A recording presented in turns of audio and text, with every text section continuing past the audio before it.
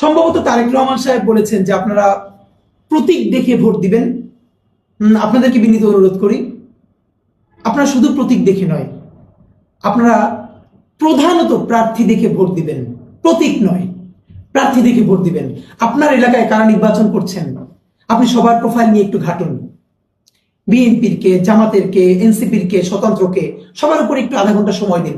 দেখেন, একবার ভালো একটা মানুষকে ভোট দিবেন, 5টা বছর ভালো থাকবেন, আপনি ভালো থাকবেন, আপনার পরিবার ভালো থাকবে, আপনার এলাকা ভালো থাকবে, আপনার দেশটা ভালো থাকবে। আর আপনি যদি ভুল সিলেকশন করেন, আমরা কেউ ভালো থাকবো না।